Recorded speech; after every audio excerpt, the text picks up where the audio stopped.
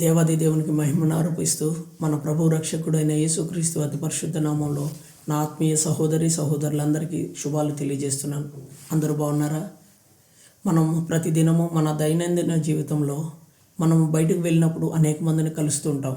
మన ఇరుగు పొరుగు వారినేమి, బంధువులనేమి, స్నేహితులనేమి, ఇలా అనేక మందిని మనం వారితో ముచ్చటిస్తూ ఉంటాం.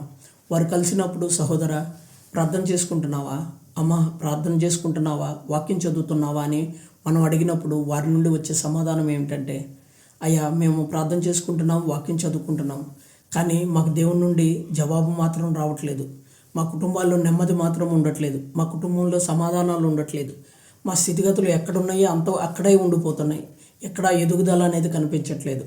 అనేక మందిని చూస్తూ ఉంటాం. వారేమో అన్యాయంగా సంపాదించిన, అక్రమంగా సంపాదించిన వారు మాత్రం ఆశీర్వదించబడుతూ ఉంటున్నారు, ఆర్థికంగా స్థిరపడి ఉంటున్నారు. ఎందుకు నా కుటుంబానికి నాకే ఎందుకు ఇలా జరుగుతుందని నేను మదన పడిపోతున్నానని మాతో పంచుకున్న దాఖలాలు అనేకం ఉన్నాయి. ప్రియ సహోదరుడా, సహోదరి, నువ్వు క్రమం తప్పకుండా మందిరానికి వెళ్ళొచ్చు, క్రమం తప్పకుండా ఆరాధనలు అన్నింటిలో పాల్గొనవచ్చు, క్రమం తప్పకుండా ఉదయం సాయంత్రం ప్రార్థన చేసి ఉండొచ్చు, క్రమం తప్పకుండా ఉపవాస ప్రార్థనలో పాల్గొనవచ్చు, క్రమం తప్పకుండా వ్యక్తిగత ప్రార్థనలు చేస్తూ ఉండొచ్చు, క్రమం తప్పకుండా సహవాస ప్రార్థనలు చేస్తూ ఉండొచ్చు. మీరు చేస్తున్న ప్రార్థన దేవునికి అంగీకారయోగ్యముగా ఉంటుందా లేదో ఒక్కసారి పరిశీలన చేసుకోండి. అవి దేవునికి ఇంపైన సువాసన కలిగిస్తున్నాయో లేదో ఒక్కసారి మీరు ఆత్మ పరిశీలన చేసుకోండి. ఒకసారి మనం యాకోబు పత్రిక 4వ అధ్యాయము 3వ వచనము మనం చూసినట్లయితే, మీరు అడిగినను మీ భోగముల నిమిత్తము వినియోగించుటకై దురుద్దేశముతో అడుగుదురు గనుక మీకేమీ దొరకట్లేదు. ఎంత స్పష్టంగా ఈ వాక్యం సెలవిస్తుందో చూశారు కదా. మనం దురుద్దేశంతో అడుగుతున్నామంట. మన సొంత ఆలోచనలు, సొంత ఆశలు, సొంత కోరికలు నెరవేర్చుకోవటానికి దేవుడి పాదాలు పట్టుకొని వేడుకుంటున్నామంట. దేవుడు కావాల్సింది మన సొంత ఆశలు, సొంత కోరికలు కాదు. మన హృదయంలో ఏముందనేది దేవుడు పరిశీలిస్తాడు, పరిశోధిస్తాడు. నిత్యం మనల్ని ప్రతి క్షణం ఒక కంట కనిపెడుతూ ఉంటాడు. మనం నిత్యము ఆ రీతిగా దేవుడు చూస్తున్నాడన్న భయంతో ఎప్పుడైతే కలిగి ఉంటామో, నిజముగా మన ప్రార్థన ఏ రీతిగా ఎలాగా ఉంటాయో దేవుని వాక్యం ద్వారా మనం అనేక సందర్భాల్లో మనం తెలుసుకున్నాం. ఒక సందర్భం, ఒక ఉదాహరణ నేను తెలియజేయాలనుకుంటున్నాను.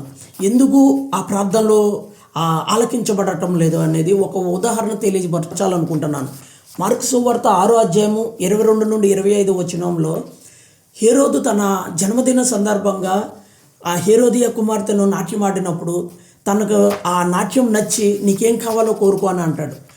ఆమె వెళ్ళి తన తల్లిని అడిగి, రాజు నన్ను నీకేం కావాలో కోరుకో అని అన్నాడు, ఏమని అడగమంటావు అని అడిగినప్పుడు ఆ తల్లి అంటది, బాప్తిసం ఇచ్చి యోహాను తల అడుగు అని అడిగిద్ది. వెనువెంటనే వెళ్ళి రాజుతో అడిగినప్పుడు రాజు ఆజ్ఞ ఇచ్చి బాప్తిసం ఇచ్చి యోహాను తల నరికి తీసుకొచ్చి ఆమెకి బహుమానంగా ఇస్తాడు. నిజముగా ఆమె అడిగిన కోరిక న్యాయముగా ఉన్నదా, మంచిదా కాదా అని ఏమాత్రం సంకోచించకుండా, ఏమాత్రము ఆ ఆలోచన లేకుండా, పనికిమాలిన ఆలోచన కలిగిన ఆ మనసు నిజంగా బుద్ధిమాలిన పని చేస్తూ ఆ రాజు ఆమెకి ఆ బహుమానం తీసుకొచ్చి ఇవ్వటం జరుగుతుంది. కానీ ఆ పైనున్న ఆ రారాజు నిజముగా నా దేవుడు ఏది న్యాయమైనదో, ఏది శ్రేష్టమైనదో, ఏది మంచిదో, ఏది ఎవరికి ఎప్పుడు ఎక్కడ ఇవ్వాలో, ఏ సందర్భాన ఇవ్వాలో సమస్తము ఎరిగిన దేవుడు. అందుకనే మనము నిత్యము మనుషులను నమ్ముకున్నట్టు కంటే దేవుణ్ణి ఆశ్రయించడం మేలని వాక్యం సెలవిస్తుంది. అలాగే మనము మన హృదయంలో నిజముగా ఎందుకు ఇలాంటి మనం పొందుకోలేకపోతున్నాం అనటానికి ఒక ముఖ్య కారణం ఏమిటంటే, వాక్యం సెలవిస్తుంది. మత్తయి సువార్త 15వ అధ్యాయం 19వ వచనంలో ఈ రీతిగా తెలియబడి ఉంది, దురాలోచనలు, నరహత్యలు, వ్యభిచారములు, వేశ్యాగమనములు, దొంగతనములు, అబద్ధ సాక్ష్యములు, దేవదూషణలు హృదయములో నుండియే వచ్చును. ప్రియ సహోదరా, సహోదరి, మన హృదయంలో ఇటువంటివన్నీ పెట్టుకొని మనం ఎంతగా ప్రార్థించినా మన జవాబు ఏ రీతిగా మనం పొందుకోగలుగుతాం, మనం దేవుని నుండి ఆ సమాధానం ఏ రీతిగా మనం పొందుకోగలుగుతాం. ఒక ప్రక్కనేమో మద్యం తాగుతూ ఉంటారు, మరో ప్రక్కన ఆదివారం వచ్చి ప్రభువా నాకు ఆ జాబు కావాలి, ఆ ఉద్యోగం కావాలంటారు. ఒక ప్రక్కన వ్యభిచారం చేస్తూ ఉంటారు, మరో ప్రక్కన ప్రభువా నా కుటుంబాన్ని దీవించు.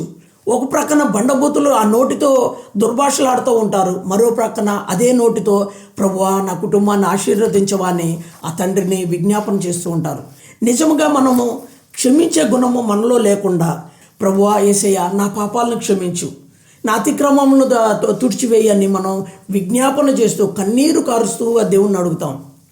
క్షమించే మనసు మనకుండదు, ప్రేమించే మనసు మనకుండదు, సమాధానపడే మనసు మనకుండదు.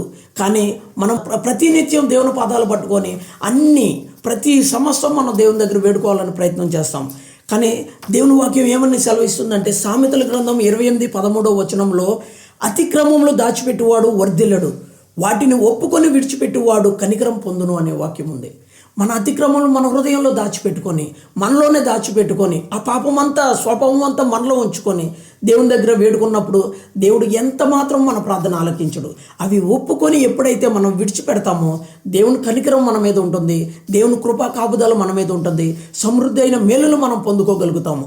అలాగే 1 పేతురు 3:12 వచనంలో ఎవరు ప్రార్థన దేవుడు అంగీకరిస్తాడు, ఎవరు ప్రార్థన వింటాడనేది ఈ వాక్యం స్పష్టతనిస్తుంది. ప్రభువు కన్నులు నీతిమంతుల మీదను ఆయన చెవులు వారి ప్రార్థన వైపును ఉన్నవి అని దేవుని వాక్యం స్పష్టంగా తెలియజేస్తుంది. అవును కదా, నీతిమంతుల వైపునే ఆయన కన్నులు ఉంటాయంట. ఆయన చెవులు ఎవరైతే నీతిగా ఉంటారో వారి వైపే, వారి ప్రార్థనల వైపే ఆ చెవులు దేవుడు ఆలకించి వింటా ఉంటాడంట. ప్రియ సహోదరుడా సహోదరి, స్పష్టంగా మనకి ఇన్ని వాక్యాలు, జీవము కలిగిన ఈ వాక్యాలు మనకి ఇచ్చినప్పుడు మనం ఎందుకో ఒక భ్రమలో బ్రతుకుతున్నాం. మనం భక్తి చేస్తున్నాం అనుకుంటున్నాము, నిత్యము మనం వాక్యం వింటున్నాము, వాక్యం చదువుతున్నాము, ప్రార్థన చేసుకుంటున్నాము. అయినా కానీ దేవుని వాక్యాన్ని మనం హృదయంలో నింపుకోలేకపోతున్నాము. ఆ హృదయంలో మనం ఎప్పుడైతే ఆ వాక్యాన్ని నింపుకోగలుగుతామో నిజంగా గొప్ప మేలులు, గొప్ప ఆశీర్వాదాలు మనకే కాదండి, మనం చేసినప్పుడు ఆ ప్రార్థనల ద్వారా అనేక మంది మేలుకరంగా ఉంటాయి, అనేక మందికి ఆశీర్వాదకరంగా మనం ఉంటాము. నిజంగా ఆ రహస్యం ఎప్పుడైతే మనం తెలుస్తుందో, ఎప్పుడైతే మన హృదయాలు దేవుని పాదాల దగ్గర తేటపరుస్తామో మనకు అనేక విధాలుగా అనేక సమయం ఉంటుంది. మనం సంఘంలోనే మందిరంలోనే అందరి ముందు ఒప్పుకోవాల్సిన పని లేదు కదా. మన వ్యక్తిగత ప్రార్థనలో ఆయనతో సహవాసం చేసినప్పుడు, ఆయనతో ముచ్చటించేటప్పుడు కన్నీటితో ప్రభువా నా పాపపు మూలాలలో నుండి వెళ్ళి నీ వాక్యంతో పవిత్రపరచు నాయన, పరిశుద్ధపరచు నాయన, ఎక్కడ ఏ మచ్చ డాగు కలంకము లేకుండా పవిత్రపరచు ప్రభువా. నా దేవా, నా కొరకే నీవు మహిమను విడిచి వచ్చావు కదా, నా కొరకే నువ్వు తండ్రి ఆ రక్తాన్ని చిందించావు. ఆ పవిత్రమైన రక్తం ఏదైతే ఉందో నా దేవా, నన్ను కడగవా, నన్ను పవిత్రపరచవా, నన్ను పరిశుద్ధపరచవా అని ఎప్పుడైతే మనం హృదయపూర్వకంగా దేవుని వేడుకుంటామో నిజంగా దేవుడు న్యాయవంతుడండి. నిజంగా దేవుడు మన కోసం నిజంగా ఒక ఉద్దేశాన్ని, ఒక ప్రణాళిక కలిగి ఉన్నాడు. అటువంటి ప్రార్థన, అటువంటి భక్తిని, అటువంటి విధేయతను దేవుడు కోరుకుంటున్నాడు. మనం అటువంటి భక్తిని మనం కనపరిచినప్పుడు, అటువంటి న్యాయమైన ప్రార్థన మనం చేసినప్పుడు నిజంగా దేవుడు ఆలకిస్తాడండి. మనందరికీ తెలిసిన విషయం, సుంకరి ఏ రీతిగా ప్రార్థన చేశాడండి? ఆకాశం వైపు కన్నులెత్తుటకు నాకు యోగ్యత లేదని అంటున్నాడు. రొమ్ములు బాదుకుంటూ అయ్యా ప్రభువా నేను పాపిని, నన్ను క్షమించవా అని అడుగుతున్నాడు. మనం ఎందుకని ఆ రీతిగా మనం చేయలేకపోతున్నాం? మనం ఎందుకని మన హృదయాన్ని దేవుని వైపుకు త్రిప్పి దేవుని పాదాల దగ్గర మనం కృమ్మరించుకోలేకపోతున్నాం? దేవా, నాలో నీకు ఆయస్కరమైనది ఏది ఉందో దయతో దాన్ని తీసివేయి, అపవాది బంధకాల నుండి నన్ను విడిపించు, నా కొరకే నువ్వు వచ్చావు, నా కొరకే నువ్వు రక్తం చిందించావు, నా కొరకే నువ్వు మరణించావు అని ఎప్పుడైతే నువ్వు గ్రహించగలుగుతావో నిజంగా దేవుడు నీ పక్షాన్ని ఉంటాడు. నిజంగా దేవుడు నీ కుటుంబంలో సమాధానాన్ని ఇస్తాడు, శాంతి సమాధానాల్లో నెమ్మదిని, ప్రశాంతతని ఇస్తాడు. అనేక ఇబ్బందులు, ఇరుకులు, సమస్యలు ఎదురైనప్పుడు ఎదుర్కొనే శక్తిని ఇస్తాడు, ధైర్యాన్ని ఇస్తాడు. ప్రియ సహోదరా సహోదరి, నిజంగా ఇంత స్పష్టంగా దేవుని వాక్యాలు మన కొరకు పొందుపరిచి ఉంచాడు. ఆ వాక్యాన్ని ఎప్పుడైతే మనం నమ్మి విశ్వసించి దేవుని యెడల విధేయత చూపుతామో అవన్నీ మనం పొందుకోగలుగుతాం. ఎవరైతే వీటినన్నీ నమ్మి విశ్వసించి పొందుకోవాలని ఆశతో ఉన్నారో దయతో నాతో ప్రార్థనలో ఏకీభవించండి. మహాపరిశుద్ధుడా, మా ప్రియ పరలోకపు తండ్రి, నీ ఘనమైన నామమునకు వేలాది వందనాలు, స్తుతులు, స్తోత్రములు ప్రభువా.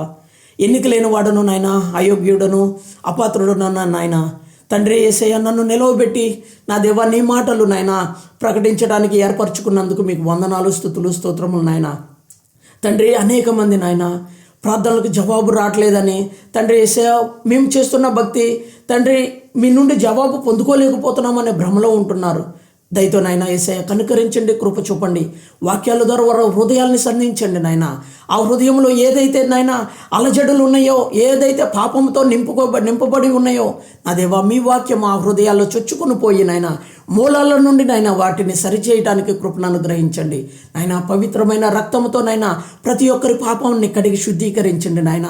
నా దేవా, మేము నాయన మా నిత్యము మా సొంత కోరికలు, సొంత ఆలోచనలకు నాయన, మా సొంత సంతోషాలకు నాయన మీ పాదాలు పట్టుకుంటున్నామేమో నాయన. నీ ఉద్దేశాలు, నీ ప్రణాళికలు మేము గ్రహించి గమనించి నాయన ఏది అడగాలో, ఎలా ప్రార్థన చేయాలో నా దేవా నాకు నేర్పించవా, మాకు నేర్పించవా ప్రభువా. నా దేవా, ఈ వీడియో చూస్తున్న, ఈ వాక్యం వింటున్న ప్రతి ఒక్క బిడ్డను దర్శించండి. ప్రతి ఒక్క బిడ్డ కుటుంబాన్ని దర్శించండి. ఏ బాధల్లో ఉన్నారో, ఏ ఇరుకుల్లో ఉన్నారో, ఏ సమస్యల్లో ఉన్నారో, ఏ వేదనలో ఉన్నారో నా దేవా ప్రతి ఒక్కరిని దర్శించండి నాయన. వారి హృదయాల్ని తట్టండి నాయన. నా దేవా, వారి హృదయాల్లో నాయన మిమ్మల్ని ఆహ్వానించేవారుగా వారి మనసులను త్రిప్పండి నాయన. సహాయం దయచేయండి. గొప్ప కార్యము వారి పట్ల, వారి కుటుంబాల పట్ల చేయమని, చిన్న ప్రార్థన మీ సన్నిధికి చేర్చుకోమని, మెండైన దీవెనలతో ప్రతి ఒక్క కుటుంబాన్ని ఆశీర్వదించమని యేసు పరిశుద్ధ నామమున ప్రార్థించి వేడుకుని పొందుకున్నాం తండ్రి. ఆమెన్. ప్రియ సహోదరుడా, అందరూ ఒకటి గమనించాలి.